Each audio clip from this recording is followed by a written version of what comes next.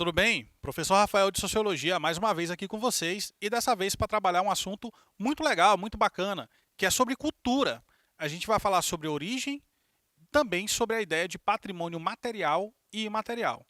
Então, me segue aqui, ó, presta atenção. Vamos tratar a aula em 6 tópicos. A gente dividiu a aula em 6 tópicos diferentes.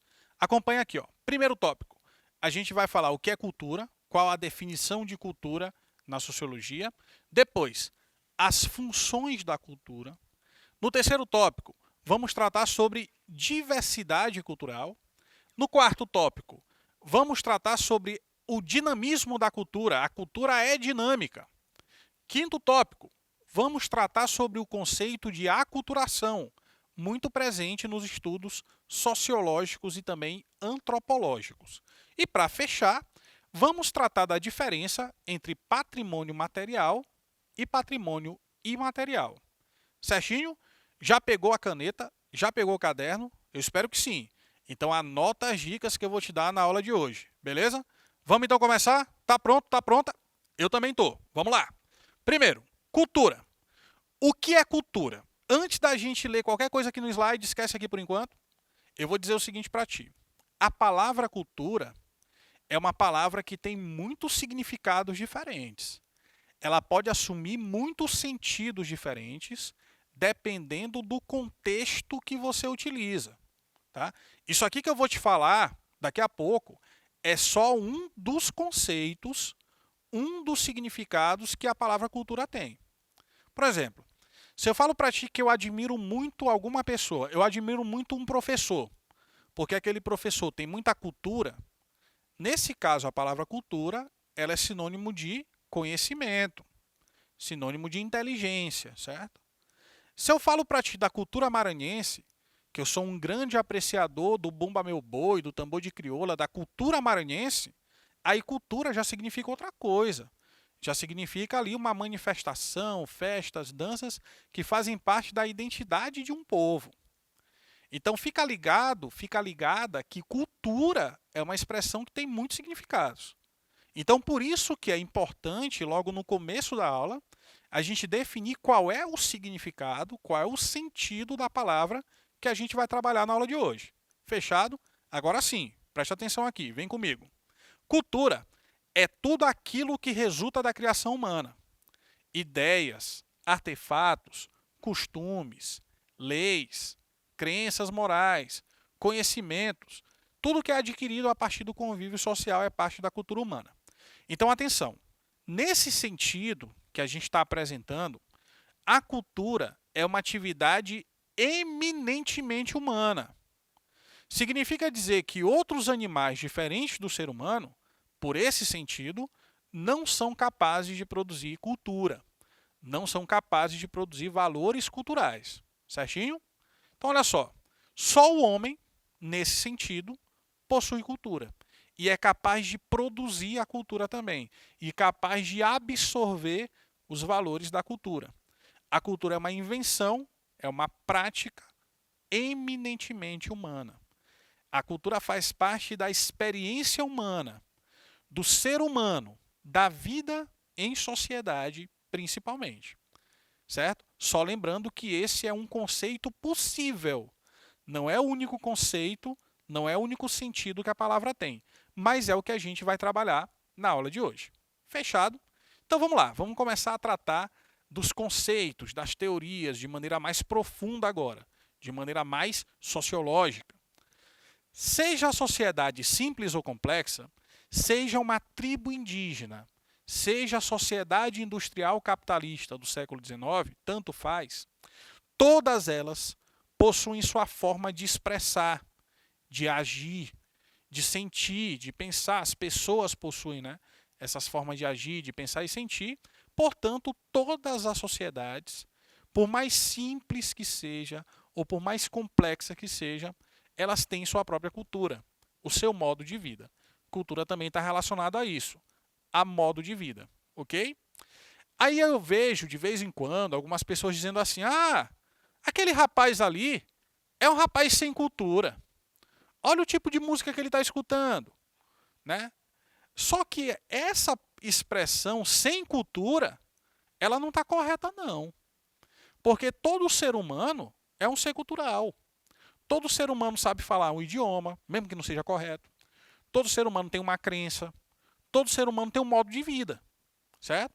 Então, todo ser humano que vive em sociedade, que está integrado na vida social, ele tem cultura.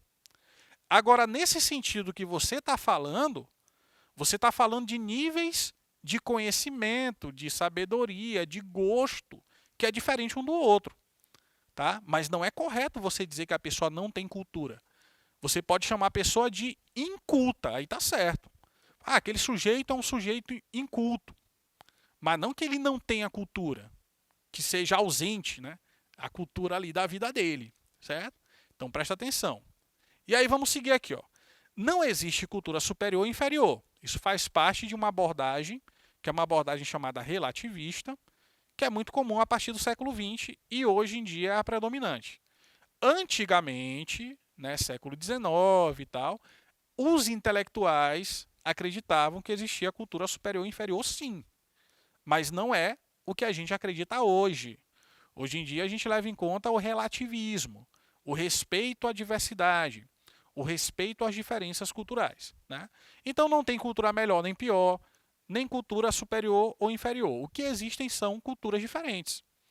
Obviamente a nossa cultura brasileira é diferente da cultura japonesa, que é diferente da cultura árabe.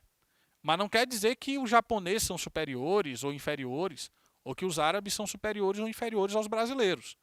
O que acontece é que nós temos crenças diferentes, modos de vida diferentes, nós temos uma visão de mundo diferente também. Mas isso não nos torna nem inferiores e nem superiores a ninguém. Isso nos torna somente o quê? Diferentes. E não existe problema em ser diferente, tá?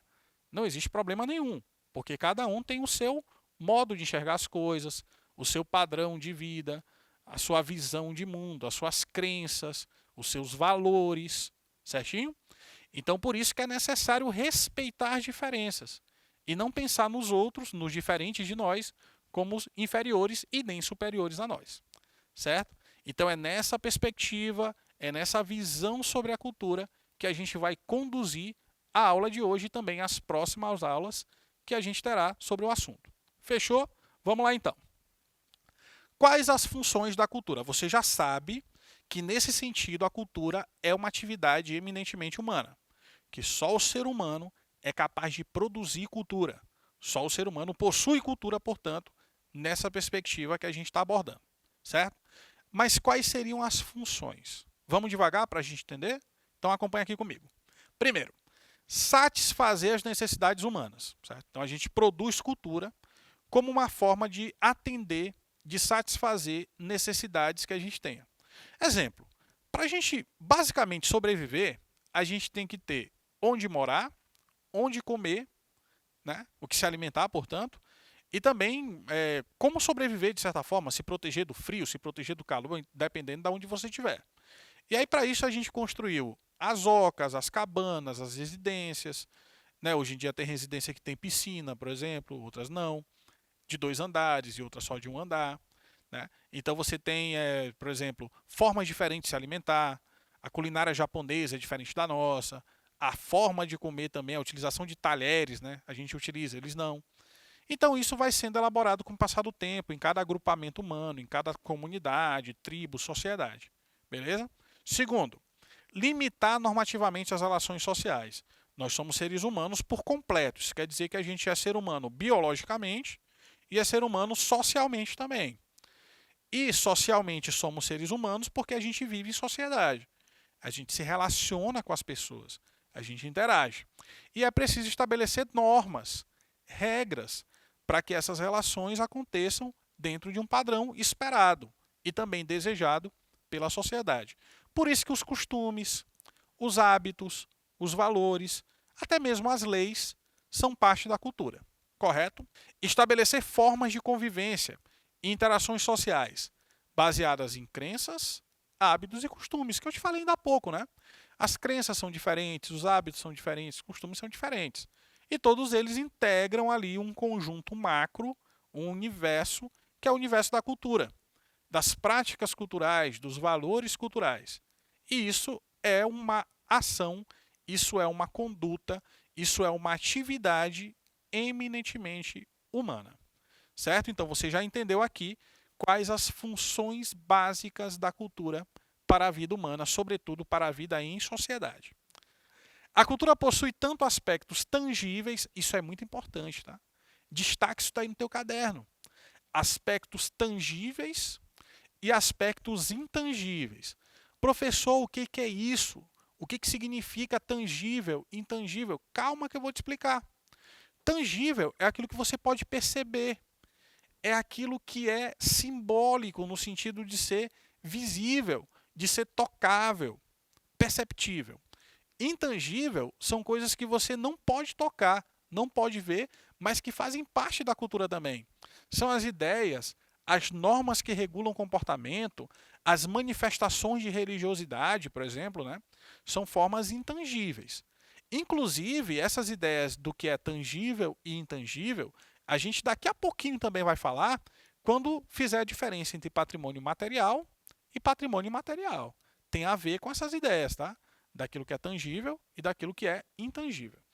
Esses aspectos, tanto os tangíveis quanto os intangíveis, eles constroem a realidade social, dividida por aqueles que a integram, dando forma às relações e também legitimando, estabelecendo valores e normas dentro daquelas interações sociais, dentro daquele contexto de vivência coletiva, dentro de cada sociedade, portanto. Beleza? Certinho. Então vamos lá que a gente ainda tem muita coisa pela frente na aula de hoje. Diversidade cultural. Nós vivemos em um país, que é o Brasil, país maravilhoso, não é verdade? Culturalmente falando, nem se fala. Nosso país é muito rico em termos culturais. Existe uma diferença, uma diversidade cultural muito forte, muito grande no nosso país, inclusive entre as regiões do Brasil, né? E essa diversidade ela se explica por quê? Porque o Brasil foi colonizado por portugueses e também no período colonial vieram para cá muitos africanos para trabalhar como mão de obra escrava nas lavouras, principalmente, né, da cana-de-açúcar, e já tinha aqui também vários índios. Então, nessa relação entre povos diferentes, culturas diferentes, etnias diferentes, foi surgindo a identidade brasileira. Por isso que a nossa identidade é tão misturada, é tão, né, múltipla, complexa demais, certo? Então daí que se explica essa diversidade, essa multiculturalidade que existe em nosso país. Mas afinal de contas, o que é diversidade cultural? Olha só, quando você fala diversidade, você está falando de uma coisa que é diversificada. Uma coisa que é diversificada, ela não é singular, ela é plural, é múltipla. Então a ideia de diversidade cultural vem dessa perspectiva da pluralidade, da multiplicidade de influências, de valores, de práticas culturais que existem em determinado país ou região, certo? Vem aqui comigo, acompanha no quadro. A diversidade cultural é um fato em nossa realidade globalizada, onde o contato entre o que consideramos familiar e o que consideramos estranho ou diferente, ele é bastante comum, ele é frequente, é rotineiro. Mesmo dentro de uma mesma sociedade, como o Brasil, por exemplo, podem existir divergências culturais, certo? É possível. Aqui no Brasil, nós somos um país continental, geograficamente muito grande, certo? E que, obviamente, tem regiões que foram ali ocupadas de maneiras diferentes, o que nos leva também a padrões de comportamento, de cultura que são diferentes, certo? Então, por exemplo, a cultura do Nordeste, né, ela tem traços diferentes da cultura do sul do país, onde há lá no sul uma influência muito forte de imigrantes italianos, alemães, etc. E aqui já existe uma questão mais ligada ao período colonial, né, de mestiçagem racial entre brancos, negros, indígenas e tudo mais. E claro que isso estabelece padrões culturais que são divergentes, que são diferentes dentro de uma mesma sociedade. Certinho? Alguns grupos ou pessoas podem ter fortes valores baseados em crenças religiosas, enquanto outras prefiram a lógica do progresso científico para compreender o mundo, que é uma outra forma também de você conduzir a sua visão de mundo. Então, para muitas pessoas, a religião, a crença, tem um papel fundamental na vida delas, na forma como elas interagem, na maneira como elas se relacionam com as outras pessoas. Mas tem pessoas que não consideram a crença religiosa ou a fé como tão importantes, mas focam na ideia mais da racionalidade, da conduta, da ideia do progresso, da razão científica, seja lá do que for. E tudo bem, elas convivem ali na mesma sociedade, elas interagem no mesmo espaço. Então, por isso que existem também essas diferenças, né? Mesmo em uma sociedade como a nossa, existem diferentes visões de mundo, diferentes formas de você conduzir as suas interações e relações sociais. Isso pode ser uma coisa boa, primeiramente? Pode, porque mostra a diversidade, mostra a pluralidade. Mas também pode ter um efeito negativo, quando existe a intolerância, quando não existe o respeito pelo próximo, isso se torna um aspecto ruim para a sociedade, ok? Bom, vamos lá, continuando. A cultura é dinâmica, né? Uma expressão. A cultura é dinâmica, eu estou afirmando isso. É claro que ela é dinâmica, porque como ela é uma atividade humana, da vida em sociedade, e a sociedade é dinâmica, o mundo social é dinâmico, significa dizer que a cultura também será dinâmica. Se a cultura fosse estática, a gente teria os mesmos valores culturais, hábitos e costumes da pré-história. Não faz sentido, né? Nós somos bem diferentes lá dos homens primitivos, bem diferentes dos homens medievais também, e daí por diante. Então, olha só, uma cultura não é estática, ela está em constante mudança, de acordo com os acontecimentos vividos pelos seus membros, pelos integrantes da sociedade. Valores que possuíam força no passado vão enfraquecendo. E aí, no novo contexto, surgem outros valores, outras práticas, outros hábitos que ali fazem mais sentido dentro daquela realidade mais atual, mais contemporânea. Ok? O mundo social não é estático, é dinâmico. Significa dizer que a cultura, consequentemente, também será dinâmica. Aculturação é um termo muito presente em textos de sociologia, de história, né, de geopolítica, de antropologia. O que significa esse termo? Aculturação significa o seguinte: esse prefixo a, aqui, ó, sabe? Ele significa a ideia de ausência. A aculturação vem da ideia de cultura. Só que não é a ausência de cultura, tá? Não é isso não. Isso é só a etimologia da palavra. Mas o que significa o conceito? Vamos lá. Aculturação, onde uma cultura absorve ou adota certos aspectos de outra a partir do seu convívio. Foi o que aconteceu com os índios no Brasil. Na colonização, os índios acabaram adotando muitas práticas, valores e hábitos dos colonizadores. Até porque muitas vezes foram forçados, né? Não é porque eles quiseram também, a gente sabe disso. E é comum em nossa realidade globalizada, onde temos contato frequente e contínuo com culturas de todas as formas e lugares possíveis. Existem muitas palavras que a gente usa hoje que não são de origem nacional, nem portuguesa, são de origem norte-americana. Shopping center, por exemplo, é uma expressão, um estrangeirismo, né? Que a gente acabou adotando como parte ali do nosso dia a dia, certo? Vamos lá então, para a gente poder fechar a aula. Patrimônio material e imaterial. Sempre que a gente fala de patrimônio, a gente está falando também de cultura, né? Do legado, da herança, da tradição cultural de determinado povo, cidade ou região. Ok? Patrimônio material. Ei, material. Aquilo que você pode ver, né? Você pode tocar, é o conjunto de bens culturais móveis e imóveis existentes no país, cuja conservação é de interesse público, quer por sua vinculação a fatos do passado, ou então por seu excepcional valor arqueológico, etnográfico, bibliográfico ou artístico.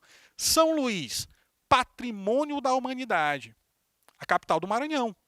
Os casarios de São Luís, né? Ali do centro histórico, os monumentos, as pedras de cantaria das calçadas, entendeu? Então é isso, aquilo que você pode, né, perceber, ver. Isso é patrimônio material. E tem também o imaterial, que se refere a práticas e domínios da vida social, que podem ser encontrados em saberes, ofícios, modos de fazer, celebrações. O tambor de crioula, por exemplo, é parte do patrimônio também cultural do Maranhão, mas só que é um patrimônio imaterial, certo? Não, é diferente do casarão do centro histórico, certo? Assim também como pratos da culinária podem ser patrimônios imateriais. Beleza?